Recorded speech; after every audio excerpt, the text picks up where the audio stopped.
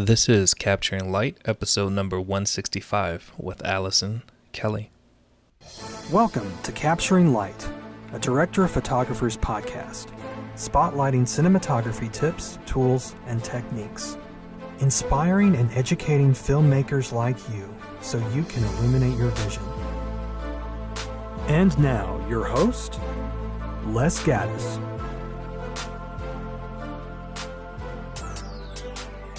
Welcome to the Capturing Light podcast, boys and girls. I am your host, Les Gaddis, and today we are talking to Alison Kelly, a cinematographer of many things. Today we are talking about Iron Heart. It was a great conversation. I look forward to you listening to it, and let me know your thoughts afterwards, because it was a fun one. So this is that conversation with Alison Kelly. All right, so I want to thank Alison Kelly for coming on the Capture and Light podcast. How are you doing? I'm well. How are you? I am fantastic. I'm excited to talk about, the project that we're here to talk about, which is Ironheart. But I want to hear more about like just your story in general, like how you got started in the industry. Could you talk a little bit about that? Sure. Gosh, where to begin? I grew up in a suburb of Cleveland, and I never saw any adults doing anything I wanted to do as an adult. And so I was sort of no, I was scared as a kid to become an adult because I was like, I don't want any of these lives.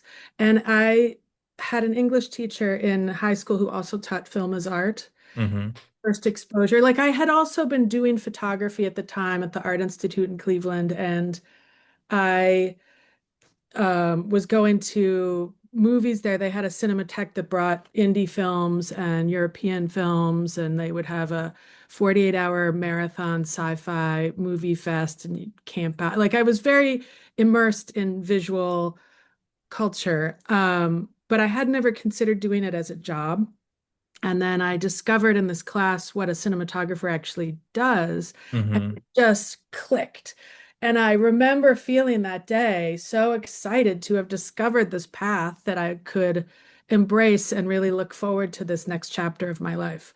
Uh, and then I went to school in New York, and I didn't go to film school because I felt um, pretty committed to the path of learning through doing. Mm-hmm. I wanted to have the broadest possible education about it was sort of like this light bulb going off of um realizing that I wanted to do this, but had I then immersed myself in some books and was sort of anyway, I went to Columbia for anthropology, and I got a super broad education, which was delightful because it's just like a more broad look at the world. And then I was determined when I graduated to start working in film. And so I had so many different jobs at first. I was working as a negative cutter in Midtown. I was working at a video shop. I was working at a film school repair shop fixing battery belts and Bolexes, Mm-hmm. and painting Sykes at night in a photo studio. And I finally got a job with this wonderful guy who was doing Oxbury animation on Mm-hmm. film back in the day. And he had done all the MTV Top 20 video countdowns. I don't know if you remember those video. Yeah, yeah, yeah. They were all analog. Mm-hmm. And I was his Oxbury assistant. And we would do shoots. And then on one of those shoots, I met some live action camera assistants, and we were all chatting. And then I started palling around with them, and I just started working, and I joined the union maybe 6 or 8 months after that. And it was back when it was 644 and you had to take a test. I don't know if you still do, but it was a 2-day test. Mm-hmm. One day was written and one day was practical.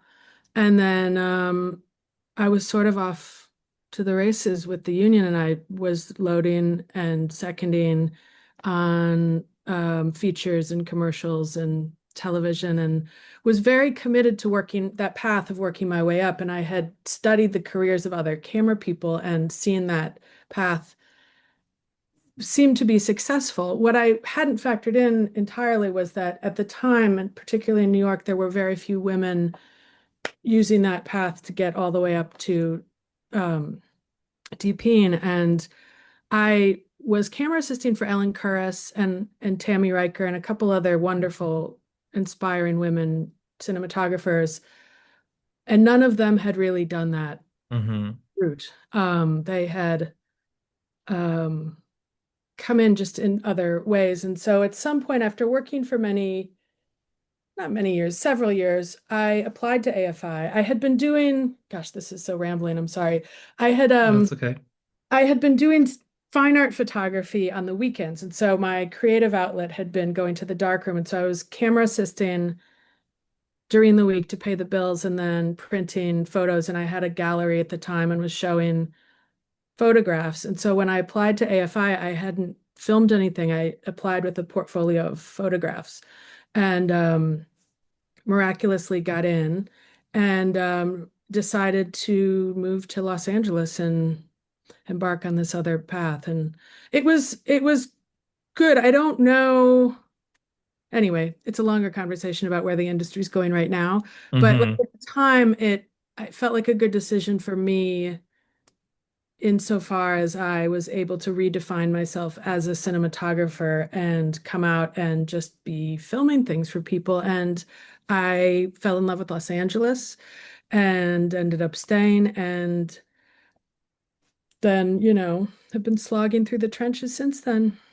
Yeah. So after film school, um, when do you feel like like I don't want to say like a big break, but was there a particular project, whether it was in film or television, you felt like you kind of got your footing and that continued to kind of propel you to where you are today? Sort of. Um, I think when I came out, I was doing every project I could get, in part because I learned something on every project. Um, Especially the traveling ones. I did a lot of really fun and enlightening traveling films, and that was a real gift. There was a period where if someone would buy me a plane ticket somewhere, I would just go and work on their film, and it was a wonderful way to meet people and see the world.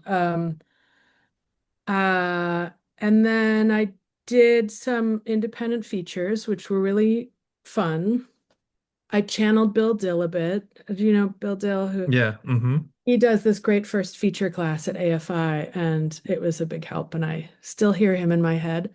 Um, uh, And at some point, I was just needed money. I had been working, I remember doing an entire feature and I think I made $500. Like it Oh was wow.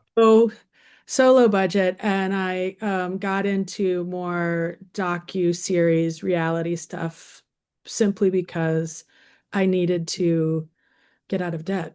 Mm-hmm. And it was wonderful traveling and the people involved were lovely and I made some lifelong friends. It's not my cup of tea storytelling wise. It but there were some that were really lovely. The food ones were really interesting. But needless to say, I worked for several years in that world. And I guess my break into television, which is sort of where I feel like I've landed as like a having a reasonable career Mm-hmm. was through an old friend, Effie Brown, who I had worked in an indie world with. She was running a company for Rodrigo Garcia and John Avnet called Wigs, and they were doing short web series that each had a actress, a pretty well-known actress starring, and they hired me to do one that turned into many, and it became a relationship with all of them that grew, and then out of that I got my first like bigger television series, Mm-hmm. and that was enough to keep like until this past slowdown in work, which has been very unsettling, I haven't, it's been a very continuous path of just like, it hasn't always been like the, it's a, being a cinematographer is funny because I often try to explain to people not in the business that you don't get a pick in any year. I mean, unless you are working at some level that you are able to say, I want to work on a project about immigrants, or I want to work on a project about whatever it is. Hmm.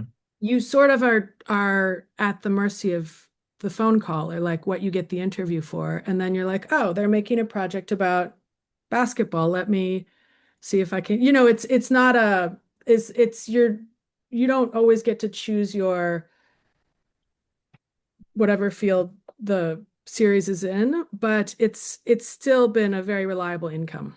So for Yeah. many years I've been um I have not had to update the website, which I'm now doing or trying to. And like, it's just been like nice to sort of roll from one job to the next. And there was a period where I was like 3 series in a row in LA and we had this wonderful crew and it was like family.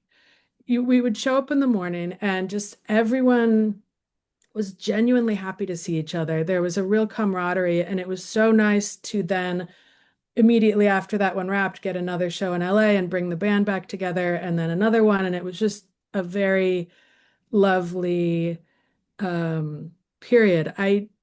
It feels very distant from where we are right now in the Hmm. world, but a lot of things happened, like the pandemic happened right at the end of that. And then I had a baby and then the next two jobs were traveling jobs.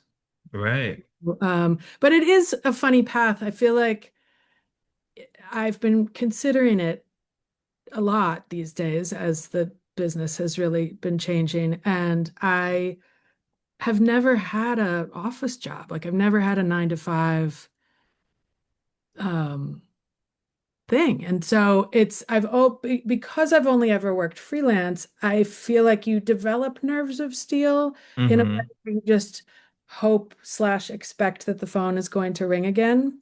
Right. But the truth is, none of us know. Like, it's not like if the work is completely dried up, we still will all be thinking, maybe the phone will ring next week. Or Yeah. it's just a funny mentality. But I also, it suits my personality so much. I can't imagine the opposite. Like I feel like if I had a 9 to 5 that I knew I was going to do for the next 40 years, Hmm. give me such a sense of claustrophobia. I think, I mean, I don't know, who knows? Maybe I would be delighted, but I feel like what's delightful about film for me is always meeting new people, always traveling to new places, getting to be in new environments, creatively problem solving new situations, and it's never exactly the same. Right. You're not doing, I mean, yes, the commute sometimes. Like I had a show one time in Manhattan Beach and the commute got really old and that felt like, oh boy, but it's not, it's still once you get to work, there's this joy of the constantly changing thing that you're not doing the same scene you did the day before. You're not it's there's always a new variable to like delight your brain. Right. So, like, how do you, like, in the constant change and the exciting things about cinematography, how do you balance that with your life? And when you're not working and your mom or you're spending time with family, like, how has that been? It has been I've delightful because I have tried to embrace the reality that I have. Like I feel like I learned early on when I was a camera assistant that if I stressed out and in between every job spent the whole time worrying about when the next job was coming, that I was not going to enjoy this work at all. And so I really would try to wrap a job and go travel or Hmm. something, do a photo project, do see friends, make a trip to visit a relative, and then the phone would ring and I would get another job. And I feel like one of the things about being an artist and a cinematographer is you have to sort of actively curate your mental space. Right. Um, and make a commitment to doing that. And I it's not that it's not challenging. No one in my family understands my life particularly. I feel like they want to make a holiday plan like 8 months out, and I will say to them, I have no idea in 8 months where I'm going to be, what I'm going to like. I can get tickets, but I can't tell you with 100% certainty that I can be in a certain place at this time and date. Um, but I feel like I've gotten really used to that. They've sort of come around. It's been interesting, I think, being a parent because obviously that is a relationship I prioritize above everything. And I feel like it's made me a much better DP because and some of that is just being like having experience where you don't hold on to stuff as much. Like if I could go back to my earlier DP self, I would just say, don't hold on so tightly. Like Hmm. let it flow, don't. I mean, and part of it was AFI because I feel like at AFI there's this myth that you can like control all the variables somehow. I Hmm. felt. And you actually can never. Like, and it's better to just understand how to shape the process and use tools that maybe aren't all about control to do that. But now that I'm a mom, I go to work and I love being at work and I love leaving work. And I'm excited to show up. I'm excited to go. It's like there's a full circle of just like, I'm super glad that I love what I do because I think it would be very hard to be away from my child and be at a job I didn't enjoy. Right. Um, Um, right. I mean that makes so much sense too, as far as like you want to make it worth like the time that you're spending away from your family, you know? So, with that, like the project that we're talking about is Ironheart. yeah. So, I mean, to the outside perspective, that seems like a pretty cool project to be a part of. Like how did that like how did you get brought onto that? Because from the notes that I have, you shot episodes 4, 5, and 6. Is that correct? How did that whole project come to you? Well, my dear friend Angela Barnes landed the directing job of those episodes, and the way that they had decided to divide the work was that they were going to do two blocks and each have a DP director team. So she was doing 4, 5, and 6, and I was in Hawaii shooting NCIS Hawaii at the time. And we were 6 hours apart. Yeah, I think that's the time difference. And she had called to say, "Hey, I got this job. I want to put you up for it." And we had started talking about it. And I was at the time, I was just excited to work with her because like we worked together on the quad many years ago. She was the first AD and then directed an episode, and we've just stayed in touch. And um I um she's like one of the best directors I've worked with. She's just so thorough and smart about her choices. And it's just, as a DP, it's like when you work with someone that's like a real creative visionary, it's exciting to go on that journey with them. Hmm. And so when she called, I was very excited. I was like, wow, that's a really cool job. I started prepping, but it's like clearly there's an interview process. And so I made a huge lookbook and a huge notes thing. And I had a Zoom call with all the producers at like 6 a.m. in Hawaii. It was so surreal, the whole, I mean, anyway, Zoom is a funny thing. Uh, Mm-hmm. and I talked for 30 minutes straight about all the worlds and the stuff and the looks, and I um couldn't watch their expressions because I was looking at notes and looking at, the Zoom thing. Anyway, we all know what that. Yeah. Mm-hmm. But when I finished, I just had this feeling. I was like, oh, I think that went really well. I think like, and I was, anyway, needless to say, I got the job and I was so over the moon excited to work with all of them. And Chinaka Hodge wrote these amazing scripts. And it was just, as soon as I got to a little more of a peek into that world, it was Mm-hmm. just delightful. I mean, it was a really, really fun dream job.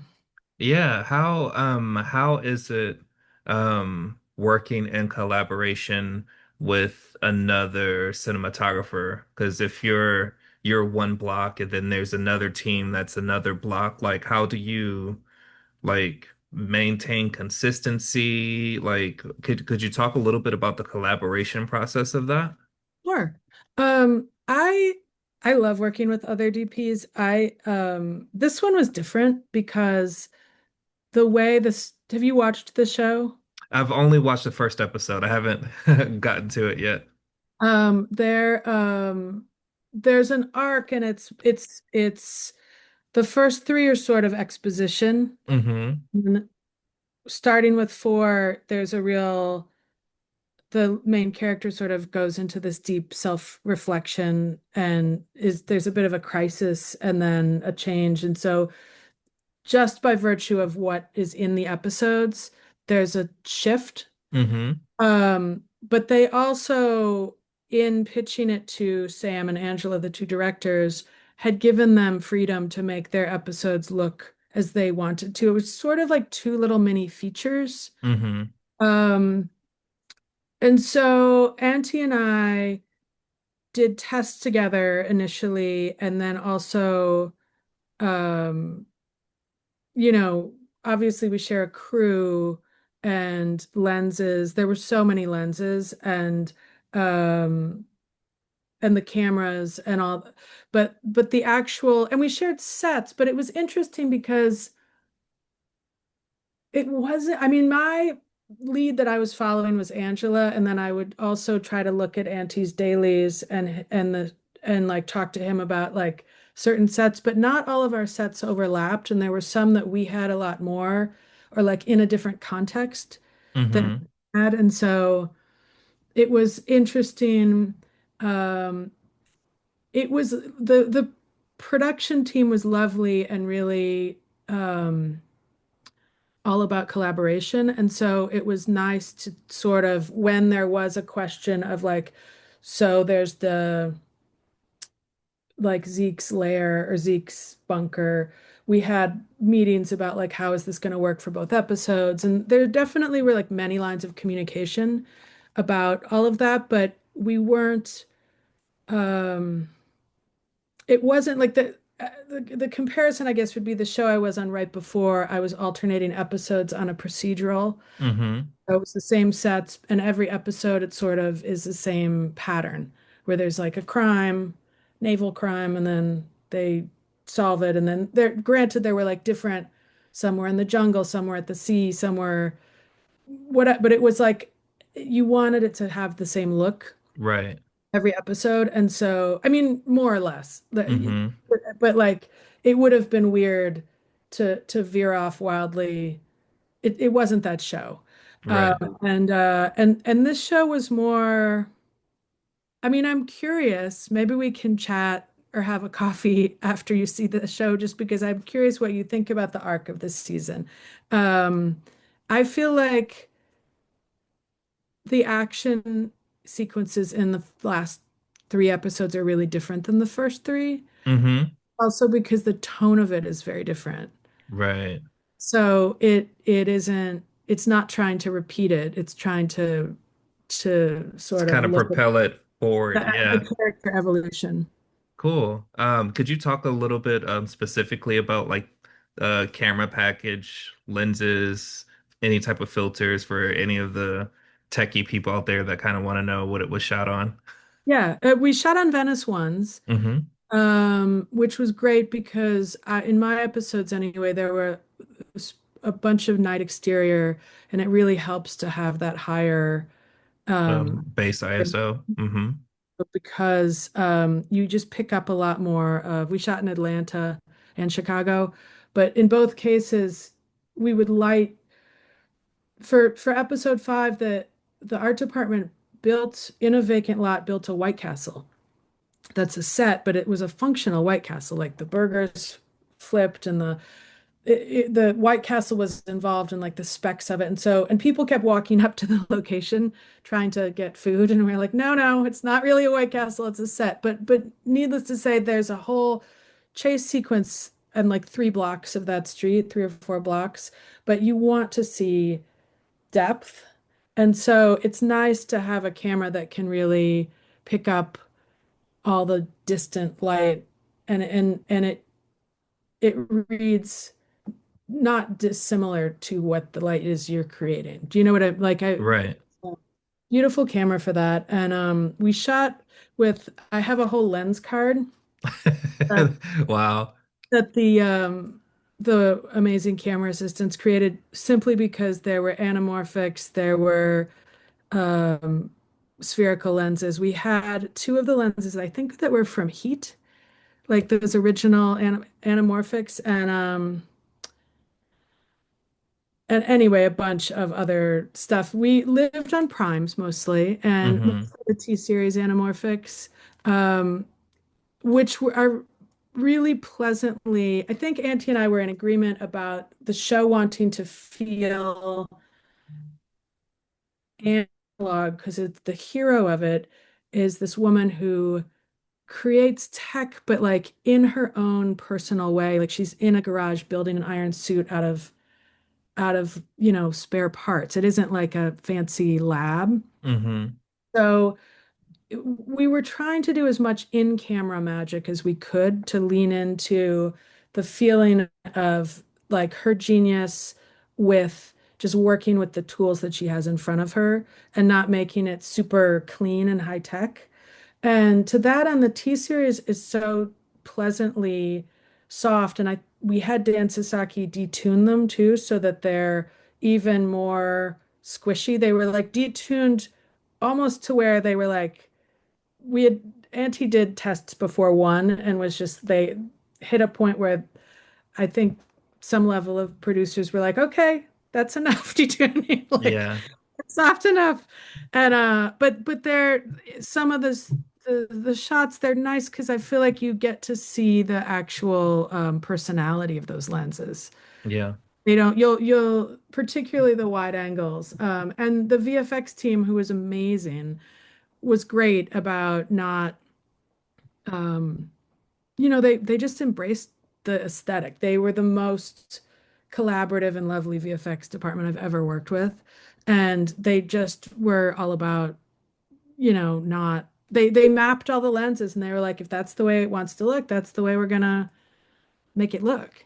You Yeah. know, which I think I've done television where I think on just an 8-day schedule where you're doing 8-day episodic, first of all, you don't have time for that much VFX. And second of all, they want it all to just fold into this budget, and it's much more of a set formula. And the beauty of this show, Ironheart and Marvel TV, although I don't know what it's like now, 3 years later, but we had a budget and we had time and support to do our creative ideas. And so Angela and I could spend time brainstorming about montage sequences or transitions or a cool way to have the suit enter a scene. And Mm-hmm. and instead of being met with like, oh, there's too much money, we don't have time in the schedule, the producers would say, great. And then we'd have a big meeting with all the departments that would need to, support that. And they would figure out how to help us help that happen. And it was just the best creative experience, which was interesting because when I got the show, I remember one friend of mine being like, "Oh, I don't know, Marvel, it just seems like so much VFX and like was so poo-pooing it." And I was like, Hmm. for me, I found it really liberating Hmm. because the creative team was so on board and everyone's on their A game. So every department is just, has so many great ideas and they want to make it as cool as they possibly can. Hmm. There's a scene, I think in five, where she's in Zeke's bunker and trying to destroy this cloak, this piece. Hmm. And Angela had asked the prop department, we needed 10 ways to destroy something. And we went to their little area and they had a show and tell of like all these, like, 25 different ways to destroy something. And it was just like I don't know, it was fun. It was really fun. Hmm. And the stunts team, sorry, can I tell Yeah, you? of course. Um, the stunts team was so cool. And Danny, who led that, was just like he did the Woman King, and he does a lot of stuff with I the way he approaches it is to look at the actor and the character and to realistically say, could this person fight like this? Right. And so it isn't just like, can we make the coolest stunt? It's about like, how would Riri without a suit actually fight? Like she's a Hmm. little sm person who just is like badass, but like, like isn't gonna win like she's fighting these twins or the siblings and is just the way that he would lean into it was from such a point of storytelling Hmm. that really underlined all the character stuff as opposed to just all of a sudden having her like kick everyone's ass and then like back to like her being in the story is like it was so nice to have that all the layers of storytelling working at their highest possible um execution. It was cool. It was really cool. Awesome. So like if someone let's say someone is finished with Ironheart, they kind of look you up and they're like, "Oh, like this particular series inspired me to pursue, cinematography." But they're just starting out. They might not have gone to film school or even know like where to even start. Do you have any like any suggestions for them, any advice for them of like how to kind of navigate this crazy industry that there's a million different ways of navigating it? Yeah, I mean it's interesting now because I I don't know what's going to happen to the business. Like the truth is, I think if you want to do anything else and someone can talk you out of it, you should do the other thing because I don't think there's that much work. And I feel like the true test is like if you're so determined that you can't be talked out of it, then like certainly like my kid, I would say do not get into film. Hmm. There's no, I mean, I, I just see a lot of I don't know. I hope it all takes a turn for the better. I hope the world doesn't dive off the cliff, but I um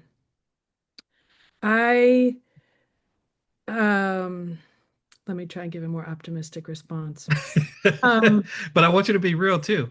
I mean I guess that's all like I've had a couple friends whose kids are in high school talk to me. They put their kids on the phone with me and they want to go to film school. And I just sort of feel like if you can talk someone out of it, they probably should do something else because Right. it's it's a wonderful life. Hmm. It's been a gift and a joy to be able to do this. Like little me would be so happy that I had been able to do all this stuff. It's so cool. I just don't, it's not easy and it's not at all predictable. So Right. I guess the thing I would say is to approach your life like your life is the work of art and Hmm. make choices that you're happy with and that delight you. And if that includes pursuing it, I mean, I think practically it's hard to like film school can help, working in the business can help. I would say just shooting, I mean, filming stuff as much as possible is wonderful. I mean, there isn't really a one path, I mean, I'm sure you've talked to a lot of DPs. It's like everyone has Hmm. way in. Some people segue from editing, some people segue from, I've had a cinematographer I talked to, they segued from crafty. yeah. So it's just you just never know.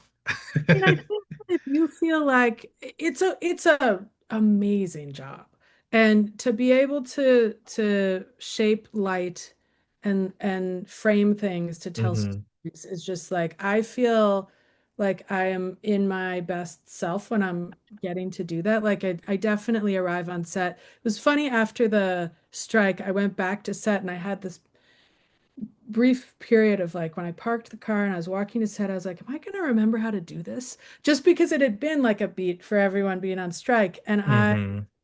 got on set and literally like 30 seconds after I was like, they were like, we're in, we rehearsed. And I was like, you just start doing it. It's like a muscle that like is so embedded in your brain, this visual storytelling thing of like, it makes sense. And so Right. I think that, um, but I guess all that said, like I feel like it's hard. What's hard now is like to try to get the practice to be good at it, but also to not get super depressed when you're not getting the opportunities. And so I feel like a lot of younger DPs who are just starting in the business or just getting out of school may be frustrated because it isn't the industry I mean, it's just there aren't as many opportunities at least where I am in Los Angeles. And Hmm. if you live in London or Toronto or I don't know where, I mean, all that said though, I think it's a wonderful community. And I think one of the things that I've been enjoying lately has been being in community with other cinematographers Hmm. and sharing stories and just having lunch. And it's you sort of we're our own band of, I don't know, there's a sense of camaraderie in what we do, and also um the I feel like it's that old thing of like who would you want if you were on it, what would you want if you could have one thing on a desert island? A film Hmm. crew. Yeah. If a film crew could like have the magic to like set it up. I feel like I as a parent I know how to creatively problem solve because I'm like, oh yeah, no problem, we need to get this amount of gear there. I don't, it doesn't, there's a way in which you can just help let your brain um enjoy what is the path you've chosen. Right. I mean, maybe that's my advice is just don't don't it's not if it's causing you nothing but stress, it's probably not the right career. Like Right. there are jobs that are also creative and also inspiring that are more predictable. Hmm. Um if you but there's nothing like the joy of getting to build a whole world in some location you've never been to and meeting 100 people you've never met before, and then 2 weeks later you're all fast friends, and there's a real special love of, I don't know, the craft and the community. Yeah. Yeah. No, I understand that completely. Where's the best place to keep up with what you're doing? Could you give your website? Are you like active on social? My website is my name, it's AlisonKelly.net. Hmm. uh Allison with one L. Um and I have a social which is ABirdK, ABIRDK on Instagram, but I have very conflicted feelings about it, and I'm honestly the worst. worst self-promoter. I'm trying to do more. I have been posting a couple things for Ironheart just because I love the project and I love the people, but I didn't get the gene, uh, Hmm. whatever that is, and I find it makes me, I don't know. No, I get it. There's a reason why most cinematographers like being behind the camera instead Yeah, of in front of the camera or in front of a stage, public speaking. Like, I get it. I will put your website in the show notes. I want everybody to watch Ironheart on Disney Plus. And Allison, it's been fantastic talking with you. Like, I yeah, appreciate you so much. yeah. Back at you. I appreciate you. Thanks for doing this cool podcast. So again, I want to thank you for listening to the Capture and Light podcast. I want to thank Allison for coming on and sharing her insights, her thoughts. Make sure you follow her, keep up with what she's doing. If you haven't watched Ironheart, then go and check it out. Yeah, if you have any questions, feel free to hit me up. The show notes is capturinglightpodcast.com. Or you can reach out to me, via email or Instagram, at Les Gaddis. On Instagram is probably the best way to get a hold of me. Also, I want to encourage you to find the Direct the Photography Discord channel. That's where the community is being built. That's where I'm also having conversations, and that's where I think it'd be a great place to get instantaneous thoughts from not only me, from other cinematographers as well. So you definitely want to check that out. You can search that in Discord, or the easiest way probably is just to go to my website, lesgaddis.com, and then there's a community tab. You click that, and then you can join that. That's all I got. If you have anything else, then hit me up. If not, then I'll catch you in the next episode of Capturing Light. Thanks for listening to Capturing Light with Les Gaddis, a Director of Photographers podcast. Inspiring and educating filmmakers like you so you can illuminate your vision. A Gaddis Visuals production.